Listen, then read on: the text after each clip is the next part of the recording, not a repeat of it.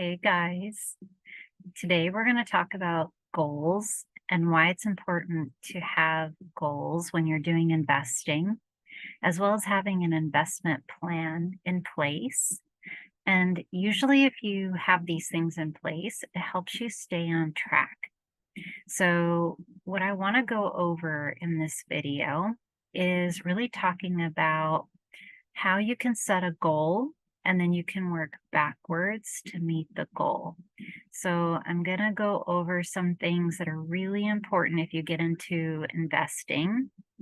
We're going to talk about some things like your risk tolerance so that you go into this knowing what you feel like you can tolerate with the market. So it's going to be low, medium, or high risk tolerance. And we're also going to talk about some things like your goals and how you can work backwards, knowing what that number is and why that's so important for you. And just some other really like important things about how to set a goal and make it so that it's realistic, and also measurable. That's what's really important about setting goals is that it's something that you can measure so that you feel like you can actually accomplish it. And if you do set that number in place, usually you will hit it. And what I find with people that I work with is a lot of times when I ask them what their number is, they have a really low number, or sometimes they have not even thought about what kind of number they need or what they want. So I really want to go over this with you. It's one of the most important things that you can do to start your journey. It's what I accidentally did when I was younger. My story again is that, when I was younger, I stumbled upon finding out about interest and compounding and the magic of that.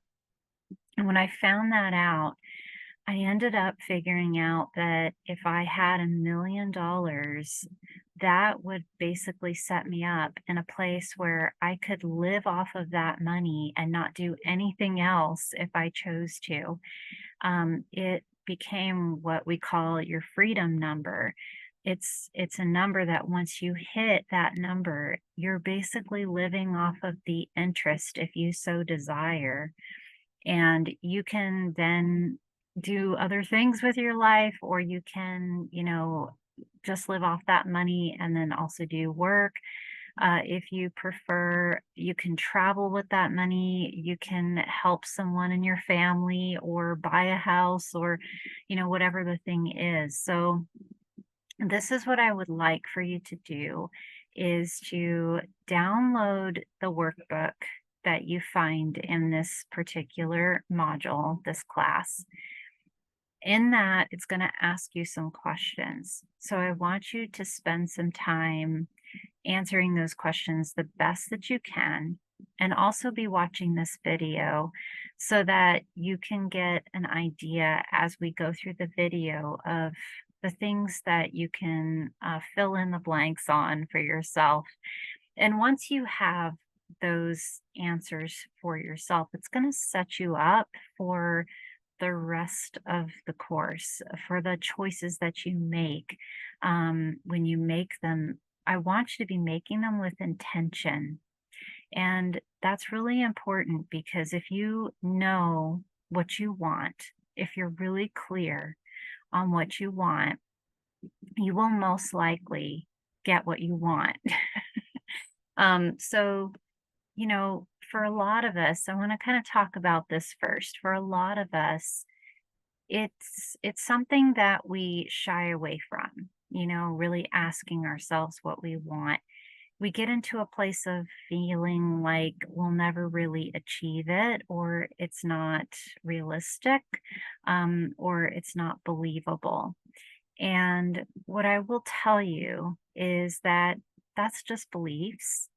And if you have trouble with that in particular, I do also do one on one work with people to help them break those things down so that you can get to higher limits for yourself. This course is designed to get you into allowing yourself to ask these questions so that you can make these goals for yourself, see where you're at, do that with kind of like an open mind and no judgment, for yourself. Start with where you're at. And when you're filling out that workbook, look at something that may be realistic for you. I shot for the moon back when, I did this when I was younger. And I like sharing that story because I feel like I shot for the moon. That was my goal. And because I did that, I hit my goal.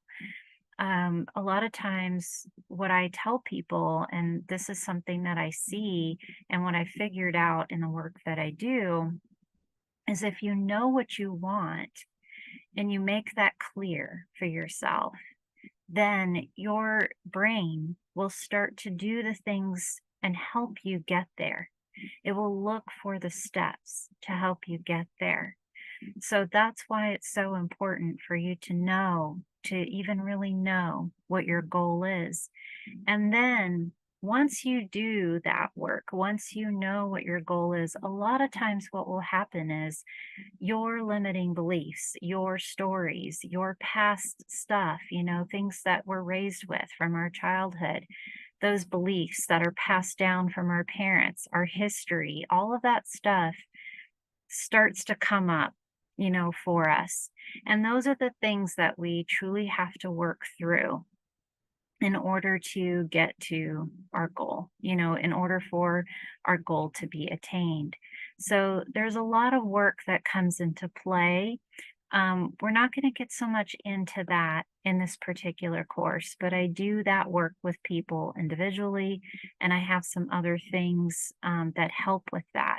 So if that comes up for you and you know that your goal is something specific and then it brings up some of this stuff for you, please reach out to me and I'll be happy to go over, the other ways that we can work through those things.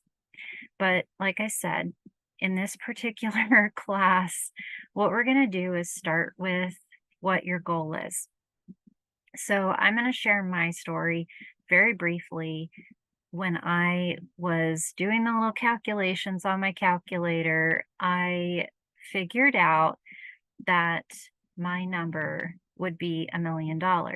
I figured out that, with an interest rate of like 8 to 10% a year, that was going to give me, if I had $1 million, it would give me what I considered a pretty good salary per year. I call it a salary in my mind because it's like a number that a working person would make, for the year. So, if I make $1 million and it's 10%, that's 100,000 for the year. And so I figured like that would be a pretty good amount, for me to be able to live off of. Now, we are going to get into later in the course why it's important not to pull out that entire amount that you make in the year. So if I was making that million, if I made that $1 million as my goal and I'm making 100,000, right, off of it, 10%, I don't want to draw the entire 10% because then my account doesn't get to continue to grow. So what you want to do, and we're going to talk about this in more detail, is we're going to then know how much, you can actually live on. And that's what's important for you when you're kind of thinking about this goal, okay, is I want you to think about like, what is it that you actually want to do with this extra money? So is it that you want to like, travel abroad? Do you have a goal of doing that someday? How much do you need to do that realistically? What is that realistic number?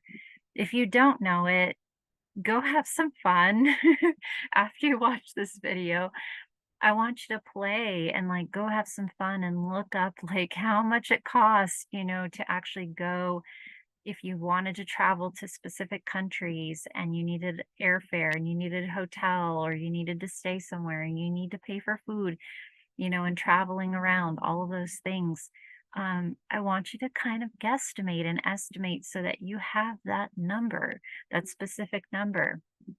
Maybe your goal is to be able to save enough money if you have kids. Let's say you have two kids and you want to be able to comfortably put them through college, when they hit 18 years old or, whatever age they would hit that you would put them in college. You could then say, I know I need this number for each child, and that becomes then your goal. Okay. Now, for me, my goal was financial freedom. So that's another thing that you could shoot for if you know that for yourself, you have that burning desire down in you that's like, I don't want to work. At some point in my life, I want to hit that retirement, early retirement, and just be able to have my money working for me, make money passively from the market and just live on it.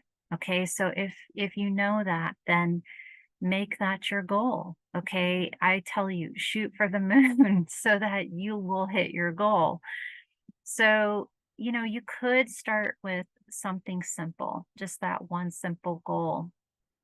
And you want it to be realistic and it needs to be something that is measurable. So what we mean by measurable is that like it's something that you can actually see over time. This is what I'm going to be able to attain, over time. Now, I didn't know when I set my goal of the $1 million. I didn't know how that was going to happen. And this is where we get into sometimes the magical part of this where, if you set your goal, you may not know right now how you're going to get there. Okay? But I can tell you that I've seen this in many people. If you set your goal, most likely your brain is going to start presenting you with opportunities, with possibilities, so that you can start getting closer to your goal. Not only that, but it will start to figure out how to do it faster. Okay. So, this is why it's so important to really get into the numbers. And a lot of people feel like this aversion towards numbers. And I want to break that off, and get you out of that in this course. I want you to feel comfortable with playing with numbers. That's why I'm always showing you the calculator, the compounding calculator, because I want it to be fun for you. I want it to be something where you feel like I can go in there and plug in some numbers and it spits this, magical number out that happens with compounding. I want you to get used to that because if you're doing that, all of a sudden you're now starting to get into the energy of like, what is it like to really work with numbers and figure out numbers? And your brain starts to see that and it sees it as this is real, this is concrete. These numbers are something that, your brain's saying this is something that I can actually produce. I can actually work with that. So if you're not comfortable with it right now, don't despair. Okay, just allow yourself to start um, smoothly and start kind of like easing yourself into this as a concept. So that's the first thing, right? Is to set a measurable goal for yourself. Think about what you're saving for, okay, and write that down. Now, the reason that I have you do that is because Once you have that number, now you know what to start working towards. So, just to kind of give you this idea of how this works and how I got into it, what you would want to do then is allow yourself to be putting in a certain amount per month. Okay. Now, it's going to be something where you can play with the compound interest calculator and you can actually take like your monthly amount, say it's like you want to contribute $200 a month right now, because maybe that's realistic for you and that feels comfortable to you. Okay. Just start there. That's what I'm going to say to you. That's what I did. I actually started with just $20 a month because I wasn't fully on board yet. I wasn't fully trusting this investment process, this new concept for myself. But once I started to see the progress, over the year. I started to see that this was a realistic thing that I could do. I felt more comfortable with it. I actually started to dive into managing my money in better ways. I started to look at my numbers more. I started to look at my credit cards, my loans. I started to manage those even better. And I started to pay things off. And then as I started doing that, I had more money to apply towards my investments. So that's what's going to happen as you get more comfortable with these numbers. And your brain is going to start seeing that, okay, in order for me to accomplish this goal, I actually do need to start paying down some debts. I do actually need to start managing my money better. I do actually need to kind of become more intentional with my spending. These are the things that your brain is going to introduce to you, and as you become more aware of money and you're doing things like educating yourself, your brain's going to see that those things are there for you to help you get to your goal, right? So that's what I mean by, you're going to be playing with this compound interest calculator to see how much you could put in monthly. You're going to start with a small amount, and then that amount is going to grow over time. The amount that you actually can contribute is going to grow. And it could happen organically, or you could kind of allow yourself to have these goals where it's like, okay, to reach this amount by this specific date, I need to increase the amount, by say 10% every year. Now, if you get into something like that, then what's going to start happening is your brain's going to look for ways that you can be making extra money. And that's what actually started happening for me. So I knew that I was starting with just $20 a month. That was a very, very small amount. Then I started reading, I started educating myself, and I found that, a lot of these books and investment gurus were saying to put away at least 10% of your income. And so I started contributing that much. I actually said, okay, I'm going to follow this. I'm going to put in 10%. Now, I still didn't have a plan necessarily because I didn't know any of this stuff. That's why I'm teaching it now so that you know. But I had no clue, like how much to put in, what percentage, any of that. As I read more, I started to see things that said the more that you contribute, the earlier, the faster your money will grow. So all of a sudden, then I realized I'm playing small here. I need to find a way to increase my income each month so that I can get that number for investing to go up. So I really then started to see opportunities with the business that I started.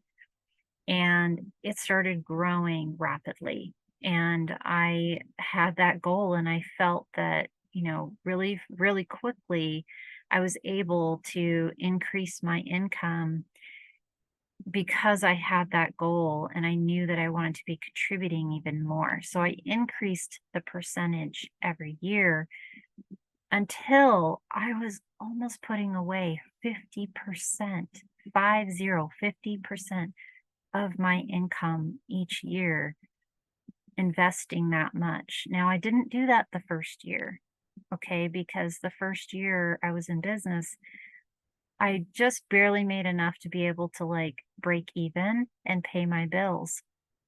The next year, I started making more, and each month by month, my income was increasing as I was learning all of these skills and techniques with money. And so I became more aware of money, and my goal then became more real for me. I started to say, okay, this is what I'm going to do. I'm going to put away now 20%, of what I make. I would calculate that number. This is how much I make per year. This is 20% of it. Now I'm increasing that amount going into my investment account. Now, in the course, I'm going to show you guys step by step how to not only set up your investment account, I'm going to show you how to choose your funds or whatever you want to be in. I'm also going to show you how to automate the money going from your bank account into your investment account. The reason that is important is because you don't want to allow for yourself to forget to have that money moving, from your bank account into your investment account. Because I guarantee you, if you do not set up the automation, you probably will forget to send the money over. Okay. What what this means is that you're creating almost like it's like putting it in your bill pay. Okay. It's going to be like an automatic withdrawal that comes out of your bank account, goes right into your investment account, and invests the money in the fund. That's also the important thing to note here is that a lot of people who set up an investment account, they take the step to set up the investment account, and almost everyone I talk to, they say, "Oh yeah, I set up the investment account, but I forgot to actually get an investment, like to actually invest in something, one of the funds, and put it in the investment account." So that's a mistake that a lot of people make. They forget to do that step. So we want to make sure that as you go through the course, you take the steps to reach your goal of just getting through the course and setting up the account with your fund. But then also take the steps of doing the automation, of setting up that withdrawal, for it to come out of your account, withdraw from your account and deposit into your investment account. This is going to make it so that you are doing it, you're actually really doing it, and the money is starting to invest each month, and you're taking advantage of dollar cost averaging, which we'll explain in the course. But basically, it means that you are investing, no matter what price that you're hitting in the market. You could be hitting it high at one point and low at another point. It's going to average out to a price, okay, over time. So that way you don't have to worry about buying in high or buying in low or, wherever you end up. Your money will go in each month and you're going to get an average price over time. Okay, so we'll go over that in the course too, but I want you to just see how these steps are important. Doing these things are important. This should be part of your goals, part of your plan to get through this course and set up, set up the automation, set up the actual steps, calculate your number, know what your number is, know what your goal is.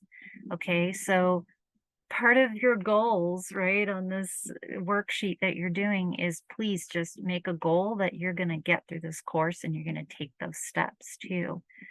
Now, the next thing to know is really knowing your risk tolerance. And a lot of people get confused about this with investing, but basically, risk tolerance is just knowing how much you can tolerate, for a particular fund or particular stock. There is a level of risk that's involved, with those stocks or funds. And it's really based on sometimes whether the company is volatile or not, whether the amount, that it goes up and down is volatile. Volatility is really something that means like whether it's, moving up and down quite a bit, meaning like it could be a high price one day, a low price, the next day. How much it moves around in the market. Okay. Stocks tend to move around quite a bit. And that's because, a stock with a company may have something like bad news that comes out. They might be doing fine one day and then some bad news comes out the next day, and all of a sudden their price drops. That means that there's risk there. Okay. If you're invested in that stock, then your price just moved from, high down low. So there's quite a bit of risk. Now, bonds tend to not move as much. So they have a low risk tolerance. And a lot of people will base their risk tolerance sometimes on their age. And so if you're younger, sometimes people will say, okay, because I'm younger, that means that I have a longer time frame to be invested. So a lot of times people who are younger will say, I'm going to get into stocks or things that are a little bit more risky, because I know I have a longer time span, for the money to kind of move around, to go up and down, right? When we've shown those charts. Now, if you're older, sometimes people will say, well, I have a shorter time span, to work with. So in that case, maybe I don't want my money moving around so much. Maybe I just want it to kind of be even keeled. And so they'll invest in maybe bonds or a combination of stocks and bonds. Sometimes they'll allocate a certain amount, like 50% to stocks and 50% to bonds.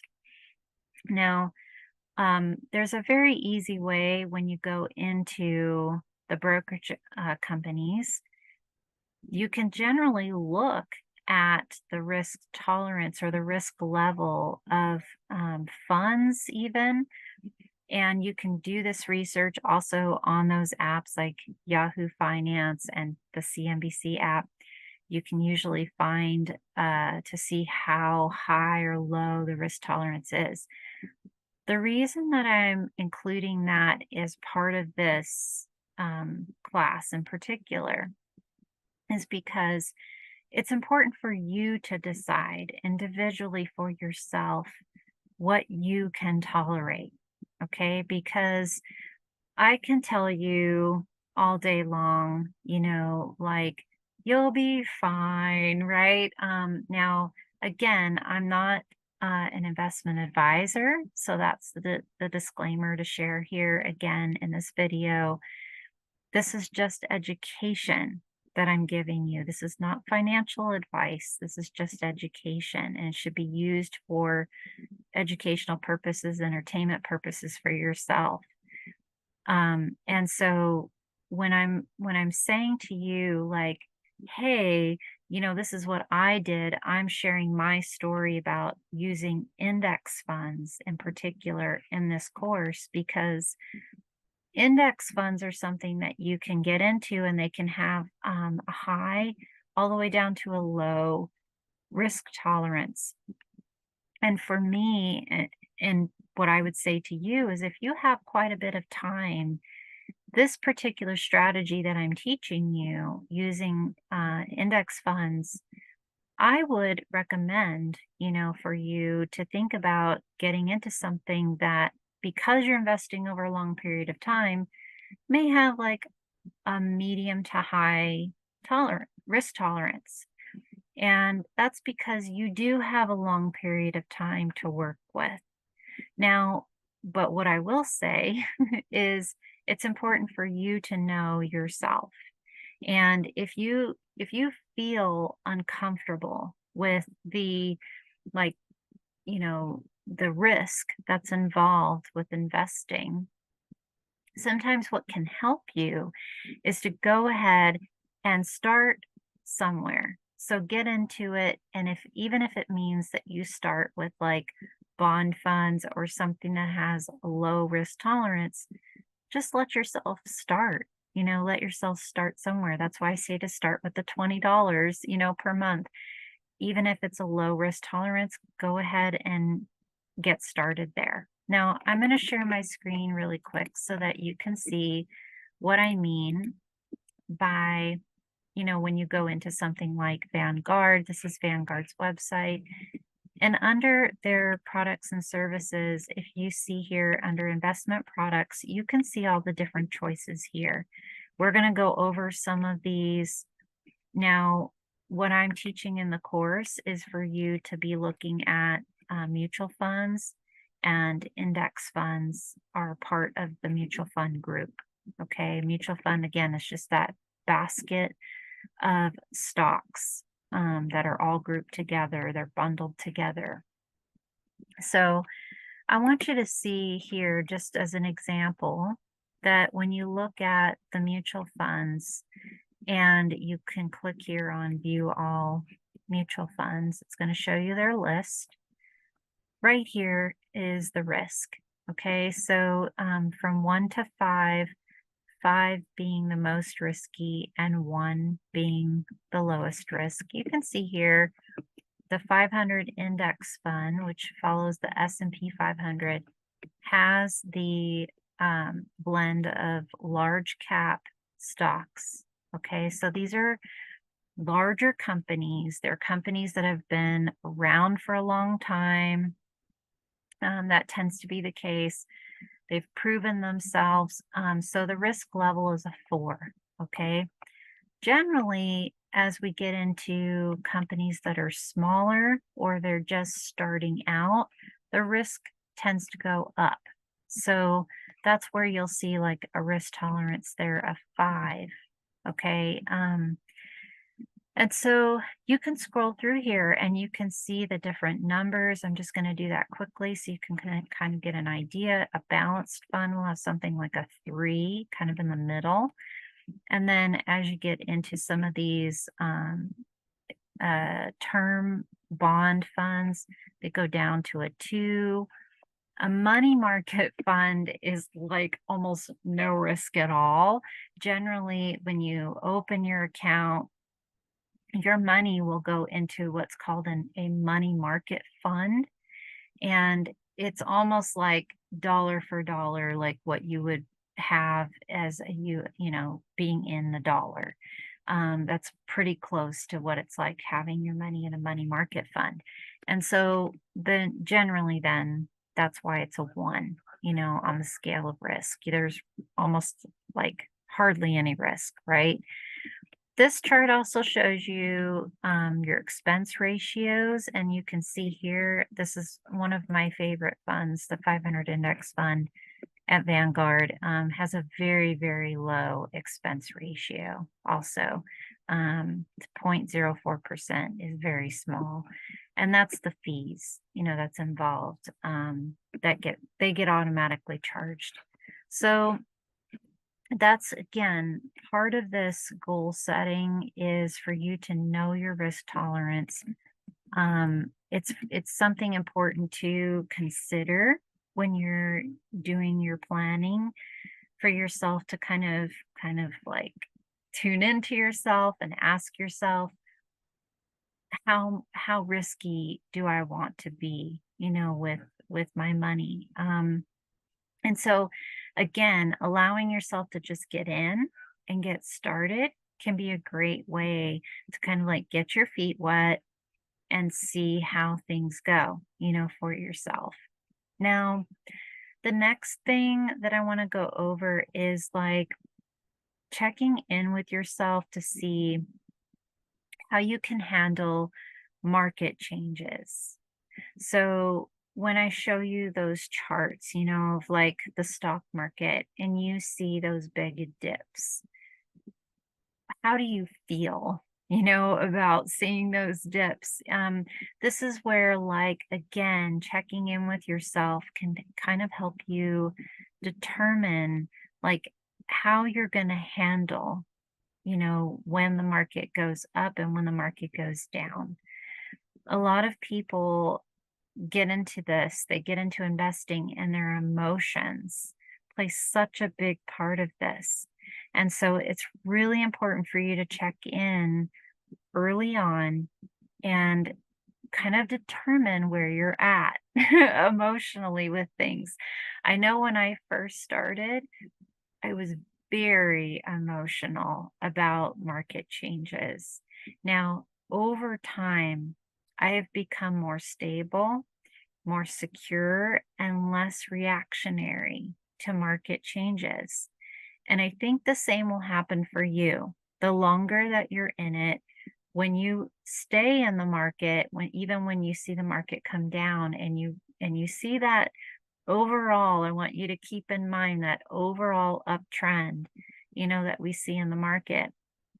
If you can remind yourself in those times, that you're in this for the long term, that the market goes down generally in like a year, you may have a bad year, but the next year things generally start to turn around. These are not guarantees, but looking at past performance can help you.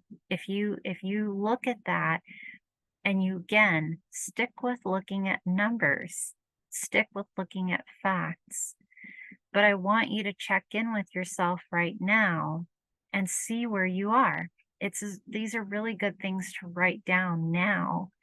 And then do this again, this worksheet in like a year, or check in with yourself. And if you remember this, if you're watching this video now and you remember this down the road, think about this again and say, wow, like over time, when I first started, I was really worried, about how the market would swing. And then over time, I became more confident, in the market and in the changes. So check in with yourself right now, see where you're at, how are you going to handle market changes? I want you to ask yourself that question right now. Like, if I had to ask myself that when I first started, I think my answer would have been, "Oh, I'm gonna get out," when the market goes down. If you're answering it that way, there's much to learn, okay? Because we're gonna go over a lot of that in the course, like why it's bad to try to time the market. Like if you're trying to get out when the market is down, that's actually the worst time to get out of the market, because you're basically then setting the price of when you exit. You're buying it, you're getting out, you're setting and selling at that price. And then you have to try to time the market to get back in. And generally, we want to buy low and sell high, right? So, but our emotions are saying to us, we're panicking, when the market has come down. When the market's down, that's when you're freaking out and you're like, I need to get out, right now. Um, Generally, what happened for me and what I had to remind myself of was, and this is kind of like something that became a new belief for me, was that if I went on a website like CNBC or Yahoo Finance, or even I was watching the news and people were freaking out about the market because it was going down, I would set the intention and kind of say to myself, this is the best time to buy. I would actually look for the opportunity, in that time frame. So if you can do that for yourself now, you're actually training your brain, you're actually setting yourself up for success with investing rather than doing what you're not supposed to do, which is sell, at the low point when the market is down. So that's why I want you to check in right now with yourself and be really honest, about how you would handle the market changes. And if you're in a position where you're like, I I'm pretty sure I would sell, as things are coming down, then just observe that. Take a look at that for yourself. Just by putting your awareness on it, you're going to start shifting. You're going to start changing that. You're going to start to see that's just a reaction, that you're having when you're working with money. And it could come from something, as well. So if you want to dig a little bit deeper, into that, maybe look at those fears, look at what's causing you to panic. Now, I'll give you an example.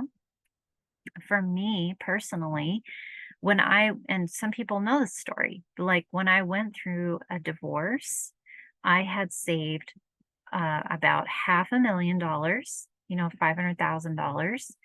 And I went through my divorce and I knew my goal was to hit 1 million. I knew I wanted to get there someday. I had built up my account, right, to 500,000. And I suddenly felt fear about losing that money.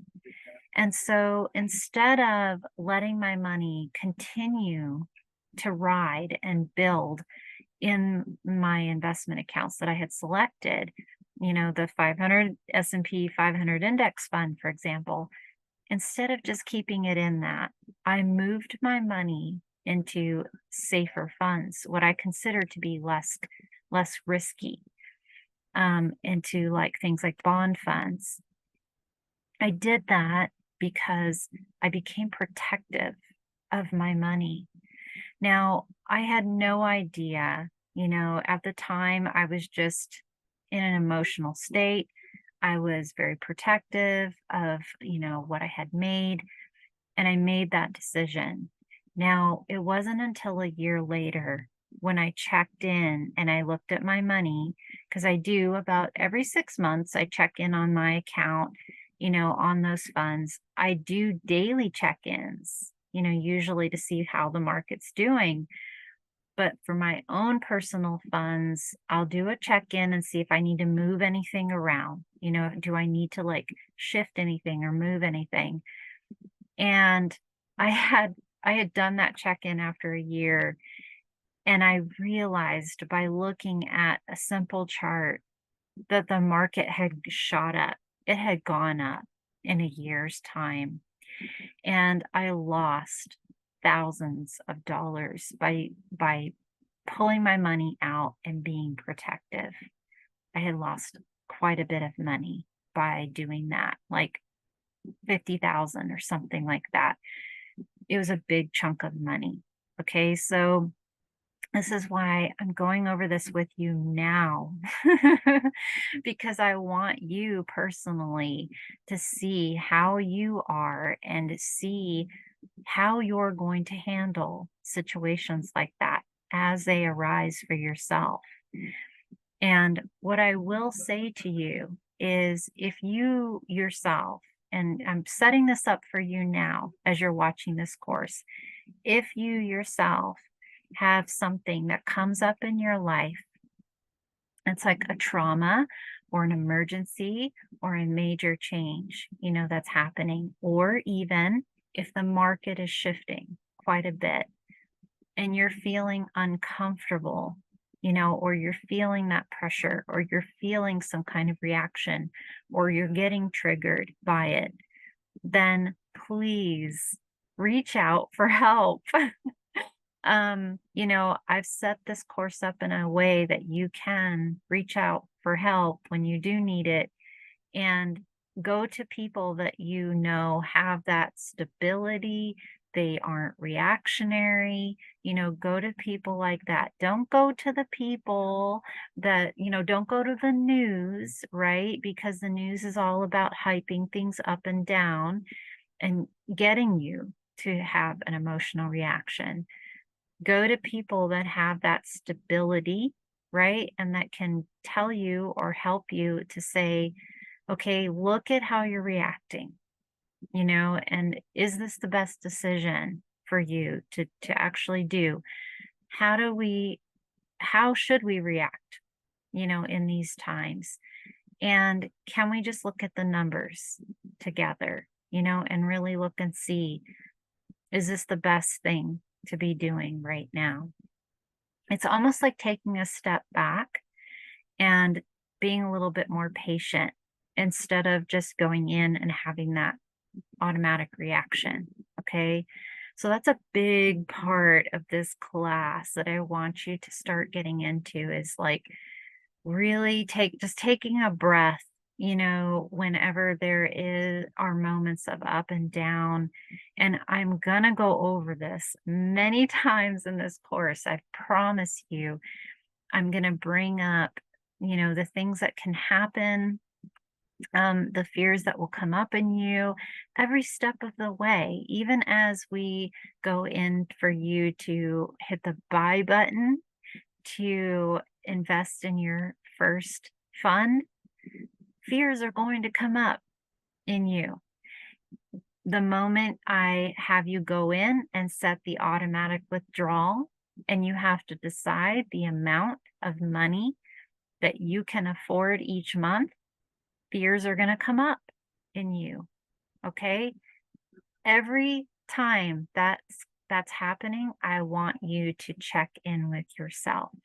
I want you to take a breath, and I want you to remind yourself that you're doing this as your goal. This is to help you reach your goal. And I want you to keep that goal in a place where you can see it, so that you remember and you say, nope, the fear is there, but I'm still going to take this step so that I can hit that goal. Okay. And it's like trusting through the process that you're going to hit that goal. So the last thing that I want you to kind of consider is how you would handle emergencies. And emergencies are tricky because those are the things that come up in our life. They hit us out of the blue. They're things that we cannot predict. And I find that with people that I work with, sometimes things are considered an emergency. And then sometimes when I speak with people or talk to people, I'm like, is this really an emergency? Or are you just feeling that like urgency or like panic to take some kind of an action here? Because a lot of times, if you do allow yourself to kind of take a breath, even though there is an emergency happening, if you allow yourself to kind of take a breath and you remind yourself of your goal, a lot of times your brain will do some amazing things. It will help you to kind of figure out a way to still be connected to your goal, to still be working towards your goal, but also to take care of the emergency. So what I'm going to suggest for you is to check in right now for yourself and ask yourself, let's say some unpredictable thing, comes up for you. Maybe you've had that happen, before for yourself. How have you reacted? How will you react? How have you reacted to things like that.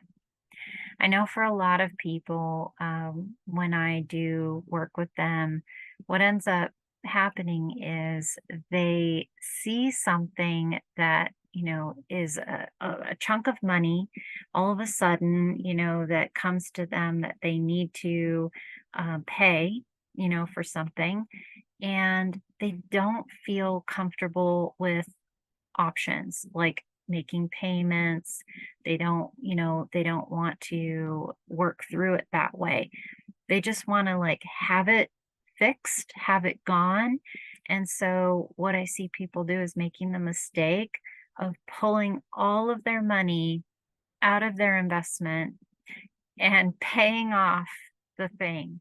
I can tell you I could give you so many examples of people, even people who are professionals that start making good money, and then like a spouse or even for themselves, they all of a sudden they want to buy a house and they're making good money, and so they've saved up, a big chunk of money, and instead of putting it in an investment and letting that money grow, they make the decision to pay off the house all at once. And it's just not, when you look at the numbers, it's not the best thing to do. I always say, go back to the numbers, run your numbers, sit down with your numbers and look. And the interest, and this is why I share the compounding interest calculator and why I go over interest so much in this course, because it tends to be the thing that shows up for people. It tends to be the thing that shows up the most. For example, if you say we're going to buy a home, and the interest rates have been going up recently if you're taking the course, but depending on whatever year you're in, the interest rates fluctuate. They go up and they go down. Okay, so if you end up going in to buy a home and it's this huge amount, like for a lot of people, it's a big chunk of money to be able to buy a home. If the interest rate is, say, 6%, okay, that's kind of a middle number for where we've been at with things. If you're making 10% per year on average with these investments, and it's not a guarantee again, but generally the market will go up 8 to 10% per year. Okay, like this for these S&P 500 index funds. If you're getting 8 to 10%, that's more than 6%, right? So why would you pay off your house when if you got a loan, you're only paying 6%? You're still able to make another 2 to 4%, right? Because 6 plus 2 is 8, 6 plus 4 is 10. So if you were able to make the higher amount in interest, when you're investing, why would you pay off a loan? It doesn't make sense when you run numbers. It's actually better for you to pay a loan. It's actually better, in that case. So it's going to come back to this over and over again. You're going to see it in the course because I'm going to show you the example with, if you wanted to retire early, how you can live off of your money with that and only take out, say, 4 to 6% to live on, per year, and to let the rest, to allow yourself to stay in the market because you're making like 8 to 10% on average. Some years are even better. We're up like 14% this year. So it really does depend on the year. Some years we have down years. Some years are low. But it always comes back to that. It always comes back to the numbers. So that's why I'm saying, think of this, goals sometimes can be an emotional thing for people, and getting into investing can be a very emotional thing, for people. And it is something to consider. And it is something to make sure that you're checking in on for yourself, no matter at what point you are in your life, to make sure that like you're feeling good about the risk tolerance and how much you can tolerate, being in investing. Also, how much, that you feel okay with putting away. I'm going to say it time and time again in this course because I want you to be able to reach your goals. But it's really important to invest as early as you can. So, getting started as you're doing the course, just go for it, and to do it often. So, if you're doing it monthly, that's amazing. That's great.